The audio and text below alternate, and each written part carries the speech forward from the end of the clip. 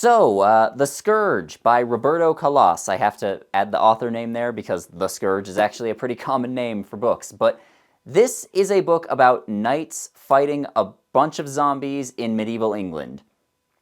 Whether or not you like this book is going to depend entirely on whether you think that summary sounds cool or really stupid. This is the introduction song. It's not very good, but it's not too long. I think it goes without saying here, I am obviously holding a sword and wearing a gambeson, but I just need to say that I think it's cool. I think Knights vs. Zombies is something that is awesome, and it's kind of weird that more stuff hasn't done it before. Like, you'd think more video games and movies and stuff would have tried that idea at some point, but hey, Roberto Calas, I like your book. It's rare and a little bit weird for me to come across a book like this, though, because it is packed full of problems and is packed full of issues and things that I just didn't like about it, but honestly, looking back after I finished, I just don't care that much. I just think it was cool. I thought it was a really good, fun book, and I can acknowledge the issues, but all the good stuff there was just so fun and so cool that I just don't care. And I think that's the word I'm going to keep coming back to, is cool, or awesome, or just anything along those lines. Like, that's what I think when I think of knights fighting zombies. That's a cool idea. That was awesome! You know, zombie media was everywhere like 15 years ago, and it still pops up occasionally nowadays, but I mean, in the early 2010s, it was everywhere. TV shows, movies, video games, books, comic series, like there were so many of them all over the place, and it was very rare for them to do anything unique or interesting with that setup. You know, it was always just, there's a horde of zombies, you have to get them in the head, here are our heroes trying to survive, and a lot of times there'd be some sort of save the world plot or something, but not always, and it was just rare for anything unique to be done with it, but The Scourge does do something unique with it, and really, they do it in a very simple way. They just put it in a different setting. Now, during the height of the zombie craze, you did occasionally get some stuff that was different. Not often, but occasionally you got stuff that was different. Like, there's a book series called The Enemy, which I only read the first book of, where all the zombies are adults. Like, everyone over the age of 16 got sick somehow, and so suddenly it's a bunch of kids and teenagers that are left trying to fend for themselves. Like, that worked pretty well, and it was a unique take on it. Or The Reigns, which I read a couple of years ago, and those books are way better in my opinion, but they're also way crazier, because it's what if everyone over the age of 18 turned into a zombie, and also the zombies are caused by aliens. Or Crossed, which is written by Garth Ennis, who also wrote The Boys and Preacher, and that one is just, hey, what if the zombies were also rapists? Man, Garth Ennis, I don't hate him as a writer, but man, he really just always has to go there, doesn't he? But I gotta say, even when Garth Ennis isn't doing what he's doing well, he's doing it. Like, no one else does it like him. I don't know how else to describe that shit. Anyways, the point is, occasionally you would get zombie stuff that was a bit different and broke the mold, but it was pretty rare. Most of the time it was just horde of zombies and characters fight against it. It didn't really do anything differently thematically or plot-wise or story-wise or anything like that.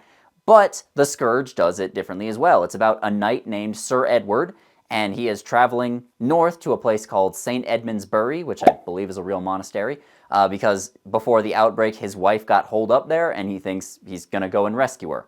And that is the plot. And partway through the book, almost as like an afterthought, Edward and some others remember that St. Edmundsbury is also home to the thigh bone of St. Luke, and St. Luke was a healing saint, and so they think they might be able to get the relic, they might be able to get his thigh bone, and they can use it to possibly cure the plague.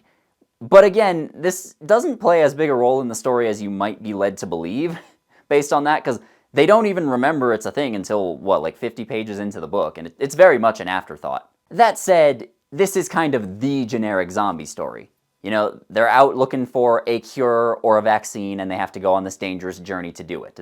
That's something that I think we've all seen a lot. However, like I said, The Scourge manages to make it feel different simply by giving it a different setting, in this case, medieval England, which is substantially different than the modern world, obviously, but it's different, and it manages to make the story feel different because it's different than the modern world in two very important ways. Number one, it is physically very different than the modern world. See, back in the Middle Ages, communities were generally more self-sufficient than they are today. You know, they produced their own food and things of that nature. And on top of that, there were castles and other fortifications all over the place because war and violence were just a thing that they had to learn to live with.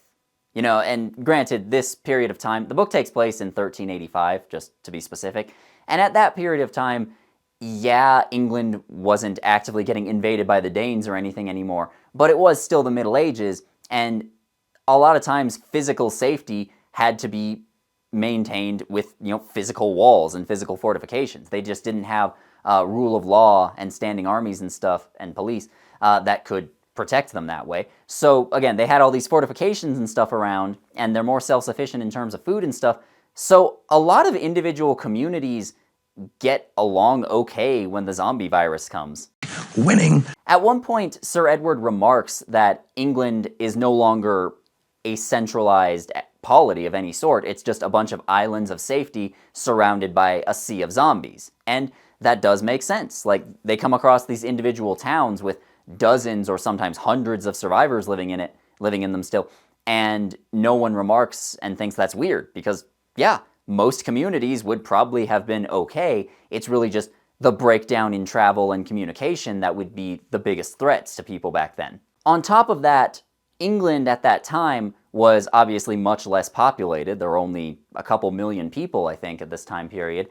So there were much bigger stretches of wilderness or rural areas with not that many people, and travel just wasn't that common. The only real infrastructure would have been some roads, but even then they weren't super good, paved, well-maintained roads. They would have just been dirt paths a lot of the time. So, I don't know, it's just interesting to look and see how this world is in some ways much better prepared for this sort of disaster than ours is. Like, when the legions of hell come, you just hole up in your lord's castle. And there probably is a castle nearby, because there are a lot of frickin' castles in Europe. And I think there were even more back in the High Middle Ages. But when I say the world is physically different, I also mean that the main characters are knights. Like, they are professional soldiers. They do this for a living. They've spent their entire lives not only fighting, but training to fight. And you look at their armor and weapons, and zombies aren't as much of a threat to them as they are to normal people. Like, that's part of why I'm wearing this gambeson. Like, this is a type of armor. It's just cloth, basically, but it's padded linen, and it's sewn together really tight, so it forms a nice little protective barrier. It's not going to protect you from a battle axe or a sword or a spear or something, but it will probably protect you pretty well from someone who is just trying to bite you, which, again, that's what zombies do. And these guys in the book aren't wearing gambesons, they're wearing, like, actual chainmail.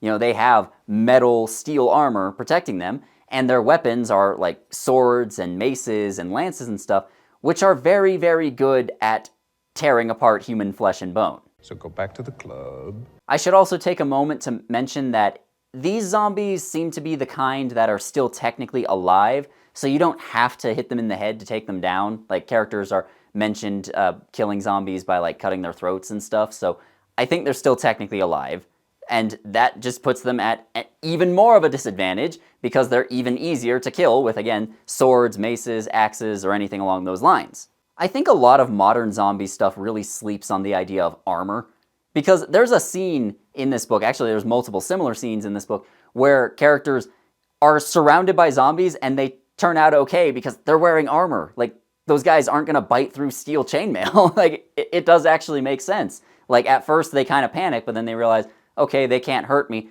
so they just kind of shove their way out of the crowd. And they do this 2 or 3 times over the course of the book. And every time I found myself going, oh yeah, that does make sense. Because, again, these are knights. Knights, on average, were probably really big, strong guys, because they trained and fought all the time, and they had to wear, like, 60 pounds of armor while they were fighting. Like, they were big dudes. They were in good shape. Like, Sir Edward and his friends are just kind of regular knights by the standards of this time period, but compared to pretty much any modern human being, they are way better prepared to fight and protect themselves against zombies. Like, even compared to modern, like, special forces soldiers and stuff, these guys are probably in a better position. So it's not that the zombies pose no threat to them, it's just that they are much better off than characters in these stories usually are, and it makes perfect sense. So physically speaking, the setting and the characters are way different than you would expect, but also the second big difference between the setting of this book and the modern world is that it is culturally very different. Culturally, the Middle Ages were alien compared to what we have today, and I think a lot of people don't quite realize that. See, when the plague comes around, they don't understand what's causing it. Like, there is an interesting twist near the end of the book, which I won't give away, where the author basically hints at what causes the plague, and he does confirm it in a note at the end, and modern audiences can read that and put the pieces together because we have a basic understanding of science and medicine, and we can go, oh, okay, that's what caused the plague. But these are medieval people. They don't understand modern science and medicine. They don't understand that sickness is caused by things like viruses and bacteria. All they know is that the dead are coming back and biting people and that infects them. Like, they think this is some sort of punishment from God. That's all they can conceive of. Like, they don't understand the world around them or how it works, and that's basically why religions started in the first place. You know, hundreds or thousands of years ago, people looked at the world around them and they just didn't understand why it was the way it was, and so they tried to come up with explanations. They tried to say, well, where did the world come from? Who created it? They tried to explain why the sun rises and sets, or why there are seasons that change and every year it's the same. Like, they just didn't understand that, so they're like, well, God did it, or these gods did it. ¿Quién es esto? Él es la respuesta de mis oraciones. Even religious people in the modern world really can't be religious the way people were hundreds or thousands of years ago, because nowadays, even very stupid and ignorant people do at least have some understanding of the basics of science and medicine and just the world around us. Like, they understand that the Earth is an orb floating through a vast, vast void. But the reason that this different mindset works to help the story feel distinct is that the characters really don't have any hope for just a cure in the way that we would think of it. Like, they aren't thinking, okay, maybe doctors or scientists can save us. They're thinking, maybe the thigh bone of St. Luke can save us. And even then, like I keep saying, that's kind of an afterthought. They're just thinking, maybe that'll help. If it doesn't, well, you know, Edward's really just there to rescue his wife. And they just, I don't know how to explain this super well, but like, they have nothing except their faith in God, right? Like, they have absolutely no hope without that, and they just keep telling themselves over and over again, I have to believe, otherwise what's the point? I may as well just give up and die now. And that mindset, again, it's kind of alien, and it's easy to look down on it. I certainly felt the urge to do that at a couple of points, but the book manages to write it in just the right way where I realized, like, yeah, these people are just doing the best that they can, and they do, like I do, they do still fear death, and they do still fear what comes next, and they do still fear bad things happening to their loved ones, so they just don't have anything to protect themselves against that the way we do, so all they can do is have faith in God and push themselves to continue. So, I don't know, it works really well, at least in my opinion. It works really well, and it does showcase, like, again, the different mindsets that these characters have versus characters in a zombie story set in the modern day would have. So I haven't talked much about the story here beyond the setup, and that's because there's not a whole lot of a story beyond the setup. Like I said, Sir Edward is just traveling north across England to try and rescue his wife from the monastery where she's holed up, and it's just a series of misadventures that him and his friends run into along the way. You know, they get to this town, and there's some trouble, and they fight their way out of trouble, and then they're on.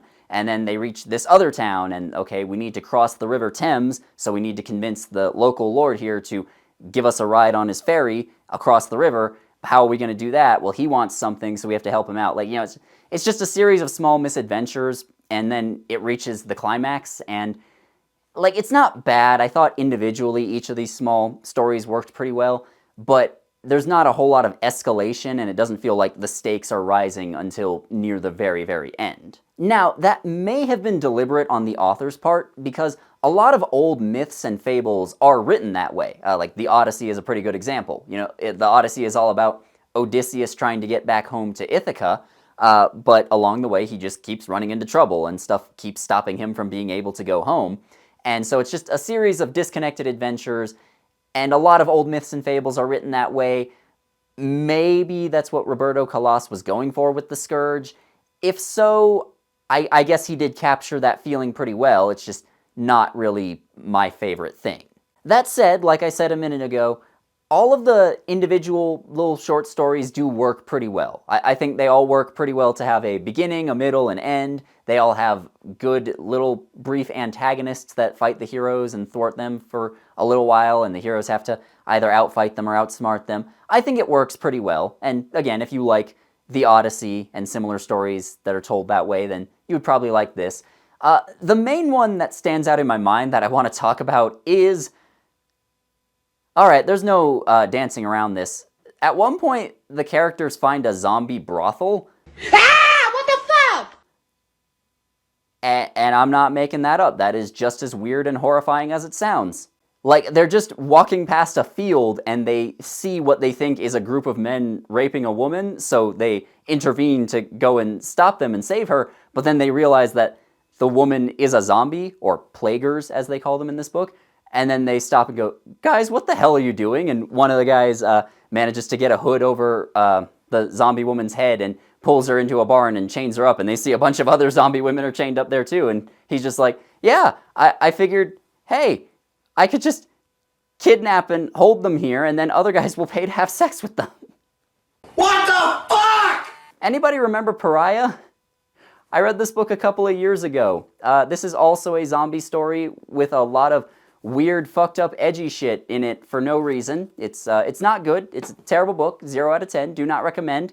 If you don't believe me, there is a passage in that book where one of the main characters is trying to describe a woman as sexy by comparing her to prisoners from the Holocaust. And I'm not making that up, and I want to move on now.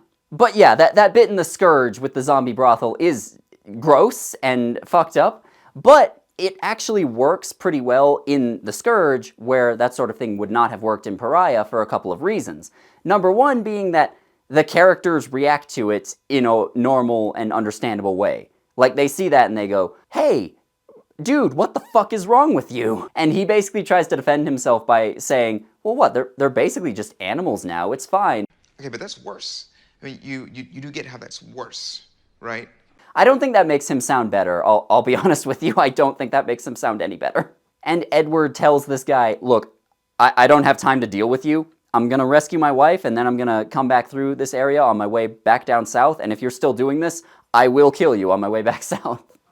And then I think we don't see the guy after that, so he's just like, yeah, okay, I'll stop doing this. So that's one reason why it works. The other reason why it works is because, to me at least, the difference between something being dark and something being edgy is, if it's dark, then that means it can be disturbing or upsetting to read about or see, but it's actually making a point, and it actually ties into the story in some way, shape, or form.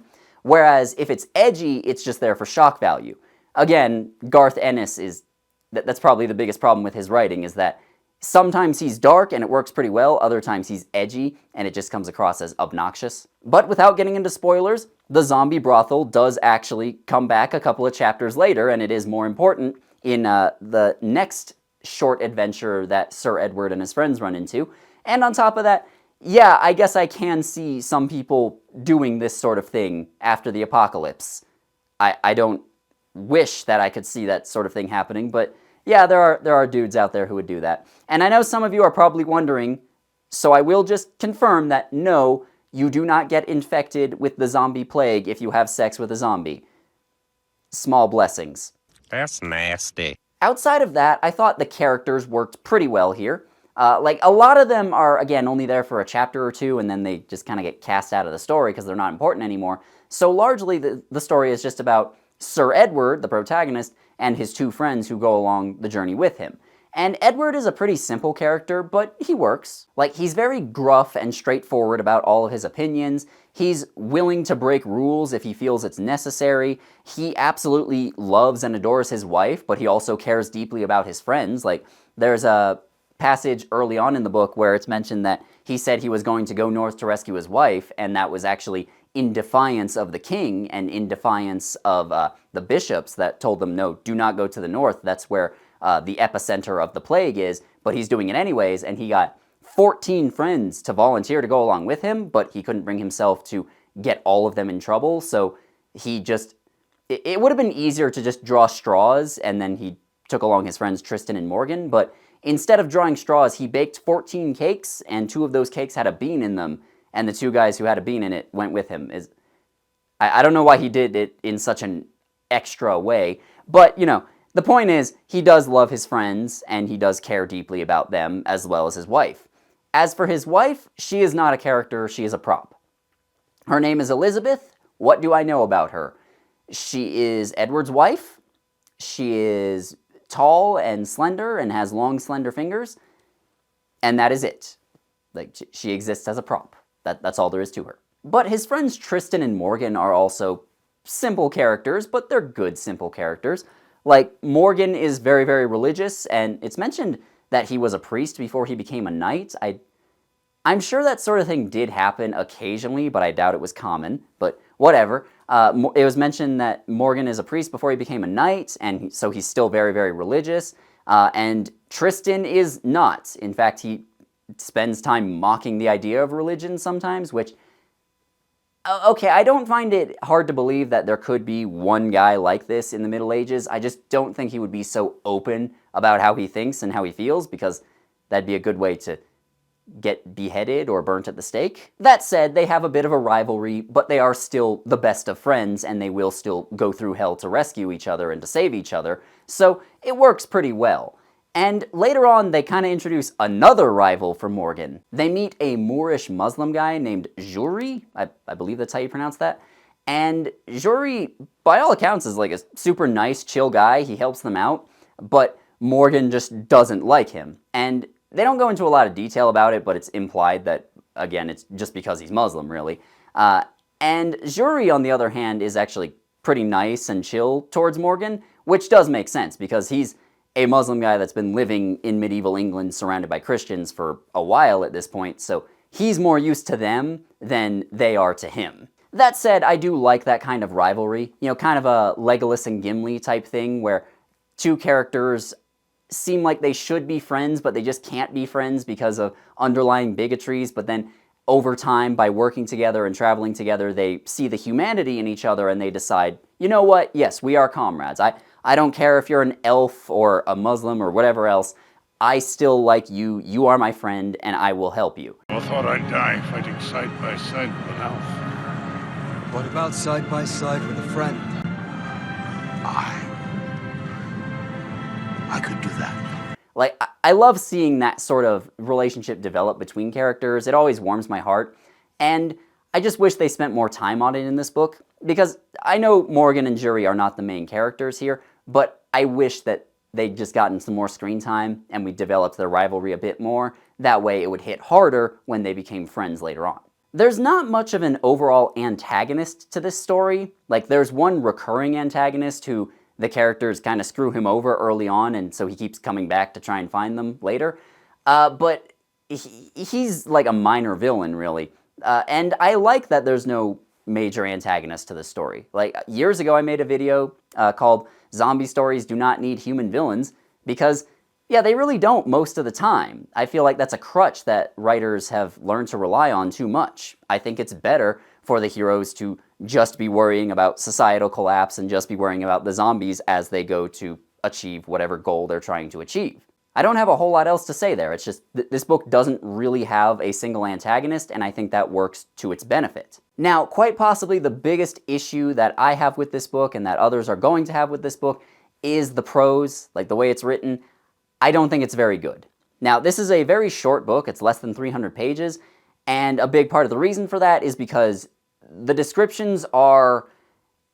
To call them minimalistic would be underselling it a bit, I think, because there is very, very little detail here. I do not know what any of the characters looked like. I barely know what the scenery looked like. There's just not a lot here, and that works to its benefit in a few short sequences, but a lot of times it's to its detriment. There are a bunch of parts in this book where Sir Edward describes things by just saying, like, there were 3 plaguers, I dispatched them quickly, which like, okay, I can see how that's his personality and that's how he would describe things, yeah, but it's kind of hard to get into the action scenes when there's barely any detail, and it's kind of hard to get into the characters and into the setting and the world and everything when there's not that much detail. I feel like a big part of the reason why I was able to get into the setting so much is just that I'm a history nerd and I know what's going on, so I know what things look like and I know how people would have acted back then. That said, it does make the book a lot shorter and it does make it a quick read and it goes by very fast. And, you know, there are a lot of good action scenes in here. There's a lot of good cliffhangers and just there's a lot of stuff in here that I was getting into. You know, there's a fake out death at one point where a character is surrounded by a horde of zombies and everyone is far away from him and they think, oh shit, he's dead, and then the chapter ends there.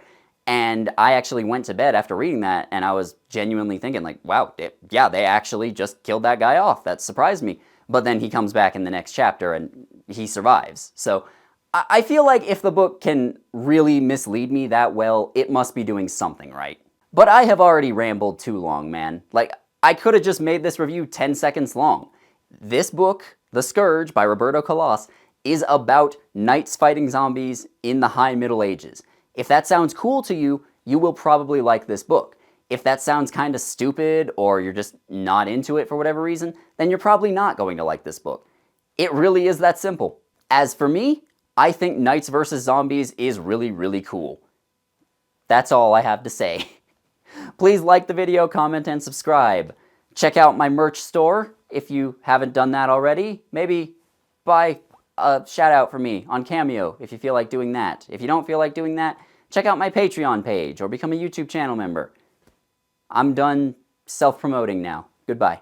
Hello, and thank you to everybody who watched this far. These names you see scrolling by on screen right now, these are my patrons. My $10 and up patrons are 3 Cat Day, Arthur D. Gonzalez Martin, Carolina Clay, Chaotic Entity 1, Chris Goldapp, Hey It's Haley, Lexi DeLorme, Lord Tiebreaker, Psych XS, Toa Michael, and Una Park. Them, along with everybody else here, I don't have the words to express how grateful I am. I don't think I could do this without them. If you want to get your name on here, as well as get access to other perks like exclusive videos or getting early access to my normal videos, then consider donating or becoming a YouTube channel member. That works too. If you don't feel like doing that, you can also check out my merch store or my Cameo page, or just like the video, comment on it, and subscribe. That works as well. I guess I'm still talking. Not sure why. What are you doing later? Nah, just kidding. Bye.